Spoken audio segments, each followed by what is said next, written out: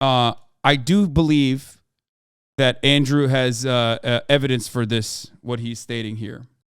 Great, there's extortion. What is this? All gas, no brakes. Andrew Callaghan responds to sexual misconduct claims. Says the alleged victim asked for money. A legal rep for the journalist tells TMZ Andrew is devastated that he's being accused of any type of physical or mental coercion against anyone. Conversations about pressure and consent are extremely important, and Andrew wants to have these conversations so we can continue to learn and grow. Adding, while every dynamic is open to interpretation and proper communication is critical for those involved, repeated requests for money should not be part of these conversations. For those of you unaware, Andrew started getting heat on TikTok after a woman named Caroline Elise recounted an alleged incident between her and Andrew, claiming he got her consent to sleep together by wearing her down. A source with direct knowledge tells us Caroline requested money from Andrew, referencing the fat check he got from HBO for his documentary. She allegedly asked to be paid just minutes before the doc aired. We're told Andrew didn't pay up, and Caroline uploaded the TikTok a few days later, urging others to come forward, which is exactly what happened. This is super PR-y for me. No, Look. I did not mention the first allegation as much because ultimately more people came forward, okay? And if you recall, in my coverage of the matter, I spoke mostly about the second accusation that was not really left up to a moment of, not really left up to like, oh, I gave consent, but I didn't think that consent had happened. What? Hasan, you treated Kai worse for not being involved and you were treating Andrew who actually did that shit? No, I'm not. I was very, very fucking open with my commentary on this issue. You are out of your mind. Perhaps you did not pay attention, or perhaps you just want to, flip something out here. It's not up to interpretation. Andrew's trying to pin the PR on the first accuser. Yeah, that's the reality. The reality is that more people came out, okay? More people came out, and the second accusation was like very clear cut. I do believe that Andrew has evidence for this, what he's stating here. Great, there's extortion. No. And it's not like the way that this is presented. Andrew confirmed everything these girls said was true, so I don't know why he's bringing her up asking for money. So Ethan and Andrew spoke. I did not speak to Andrew directly. Okay? But Ethan and Andrew spoke. And basically, as Ethan also stated, that Andrew pretty much confirmed that that this happened. But additionally also showed text messages, if I am aware, if I have all the information, text messages from the first person saying, you and I had a relationship that I originally I don't consider to be sexual assault, something along those lines. I'm paraphrasing. However, I'm still traumatized from my past sexual assaults, which are real. And that that is the reason why now that you got a fat bag from HBO, you could potentially pay for my therapy. Okay? And if you want to pay for my therapy, here's my Venmo or whatever. Here's my PayPal. But it does not matter, because while this first person who came up with the accusation might have been on like a gray area or might have felt that way, the second person and multiple other people that have come forward, but especially the second person that came forward and talked about it, was like very clear cut. Now, the reason why I did not bring this up personally, is because the other allegations came out afterwards. Okay? That's it. The other allegations that came up afterwards kind of completely negate the first person that came up, even if it was literally to be like, well, fuck you. Can you finish your sentence completely? Just say all the other accusations are clearly assault? No, the second allegation is a clear-cut example of assault. Okay? The one from the other person, not this person. The other girl who talked about the car incident described sexual assault, not sex pestering. You can't grab a person's hand and shove it down your pants, especially after they said no repeatedly. That's just criminal assault. That's it.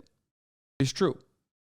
What's the path to reformation for behavior like this? That we don't have to talk about that right now. That's like too soon to talk about. Ultimately,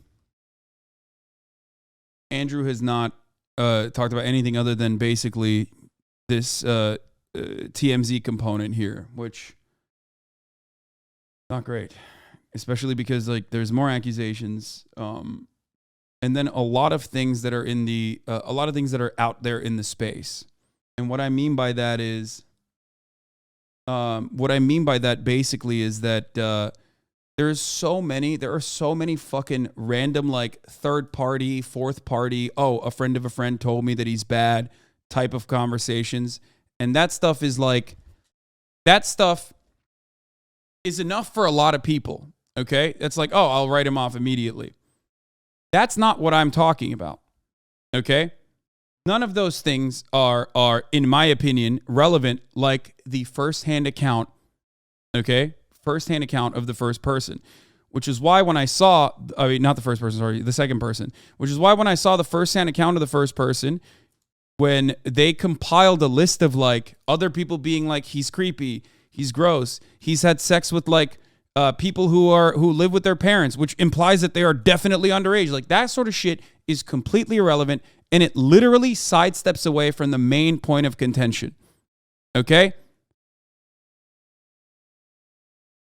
Not only that, but in my opinion, it literally, unless someone is hypersensitive to these sorts of things, which we know in a patriarchal society, people are not, right? People don't immediately run to believe victims, no matter how much right-wing people claim that, everyone's believing women unconditionally. Let's be real. That doesn't happen. Okay? It doesn't happen, which is part of the reason why when you put he thought the clitoris was in a vagina, or a friend of a friend knows the camera guy for Channel 5, and he said he slept with young people that live with their parents, which means they're definitely underage. Like that sort of shit muddies the water, and I think is gross and irresponsible. Okay? The underage stuff is unconfirmed. They just said they looked in. Yeah, that's what I'm saying, but it's not even firsthand or even secondhand information. And it just comes across as petty. Okay? Your logic equals adults living with their parents are underage. No, that's not my logic. That's the logic of the fucking weird shit. Not defending the safe space, but not all men are like this, or am I dumb fuck? What? So Andrew is now trying to backtrack what he said to Ethan and said she just wanted money. No, I think that he basically is, this is more so like a substantiation of the things that happened. Okay, no mention of the second person that came out with a direct firsthand account, which I think is like the most valid and most important one to address. Okay, and instead saying the first person was like basically on a fishing expedition because they had like a scenario where they revoked consent and said that Andrew was pestering them, and then asked Andrew for money. St. Florida, in which Callaghan coerced her into sex acts after repeatedly refusing his advances. Her account appears to have inspired at least one other to come forward with their own stories about him. Yeah. And the problem in a situation like this, which I personally consider to be a very delicate matter, a very serious matter, is that when the first accusation can be like undermined, especially if they have personally asked for money or therapy or the like, no matter what, and mentioned that Andrew made a lot of money off of their fat HBO documentary or whatever the fuck, then all of a sudden, no one is gonna think about any of the other instances, and potentially no one is going to look at like the second person who has a direct account. Okay. It didn't undermine it though. Yeah, it didn't undermine it in your eyes, but in the eyes of like the overarching people who are rushing and excited at the prospect of, once again, saying, oh, this person is like probably lying or whatever, they're not going to think about it twice. Of course it's going to undermine. You're so crazy, man. I'm sorry. Like, dude, come on, man. Come on. Like, you have to be in a fucking little bubble of delusion if you think that like the first person coming out about like a situation where they felt like they were worn down into consent, okay, which is already like broaching the territory of is this like the new era of considering boundaries, okay? But even on top of that, if they've like also asked for money, like then you're fucking, you're delusional to think that like most people aren't going to jump to saying like, oh, this person just made this up because they are this person made this up because they're just fucking looking at it as a financial component.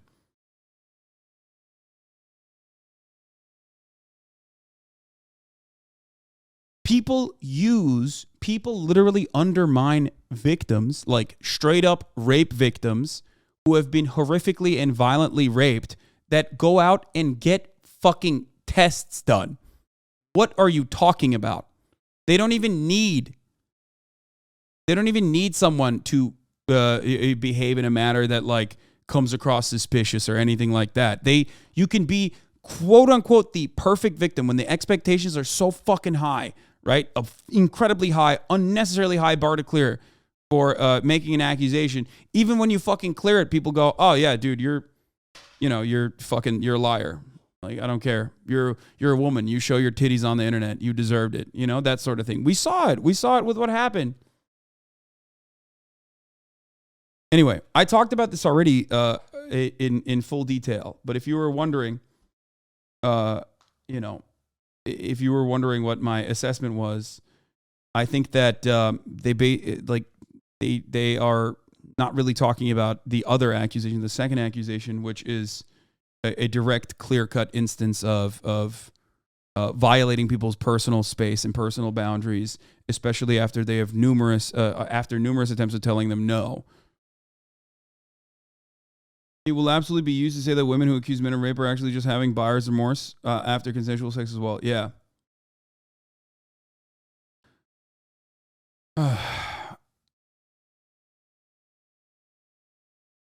If the random grapevine rumors are true, we will hear more. Maybe not. Because if the random grapevine rumors are true, maybe we'll hear more. Not necessarily, because now you will see a wave of people. You will see a wave of people to go, oh, there it is. This person asked for money. They are literally, yeah. They're literally fucking, they're all of the accusations are fake. Especially because the first person that came out with their story, okay, no matter what the truth is on their story, and I do believe their story. I do believe that like they originally did not want to offer consent potentially, and they were both drunk, and that Andrew pestered her, and then she ultimately said yes, okay? I do believe that story. But the way that she went about it, okay? The way that she went about it after, like, literally, one, asking money for therapy, including mentioning, like, the HBO show, and then also piling together TikTok comments to say there's a lot of other people out there, is going to, is giving so much ammo to people that are going to be in the margins looking at this story. Not like the fucking men's rights activists who already are going to undermine any victim no matter what, okay? But also on top of that, it's going to undermine other victims that have come forward, and it's going to stop most likely, because when you see the fucking backlash, it's going to most likely stop anyone else from coming forward in general. She's not the perfect victim, who cares? I think you have to understand a certain thing here that I'm trying to explain to you. Okay? My expectation is not that someone has to be a perfect victim. Okay? I don't have that expectation. But when what you are talking about, okay, is not clear cut, and it's like pestering, nagging, which still can be defined as sexual assault, okay, or coercive, like getting sex under coercive conditions, okay, which is still unethical in the eyes of the broader majority. But the people in the margins, in the eyes of like the rational people that are in the fucking margins, okay? And I'm not talking about like fucking men's rights activists. I'm talking about like normal people who hear about the story are still going to go, wait a minute, that's weird. But then they hear other people, okay? When they hear other people come out and they go, oh, wait, okay, this makes sense now. But if the person who is like coming out with this has also asked for money and it said that it wasn't, like, I didn't think it was sexual assault at the time, and has recently asked for money, then all of a sudden that becomes an entirely different conversation that undermines everyone else that came out with their own accusations. Because then people are going to jump to that and pile everything under that same category of people who are just looking for money. It's not that the timing of the the timing of the accusation isn't weird, okay? One can feel like we saw with the Andrew Tate conversation when we were talking about Andrew Tate. One can feel more upset because they see the person that has harmed them gaining prominence and feel like they want to fucking signal to everyone else like they need to stop doing this. Okay? That's one thing. All right? That's an understandable thing. But when you're also asking potentially for money, for therapy, or for money in general, that becomes an entirely different subject matter other than just signaling to other people and trying to get the truth out and trying to stop this person from engaging in these sorts of actions over and over again. Okay? I agree, but also because of proximity to Andrew, your criticism is not the most appropriate at the moment. Yeah, well, my proximity to Andrew is completely unimportant considering that I have already covered this and I already talked about what I think is like completely fucking inappropriate. Okay? Andrew's actions are inappropriate. There is no bias in this matter. I think Andrew's actions are inappropriate. And I said that very, very clearly. Clear cut.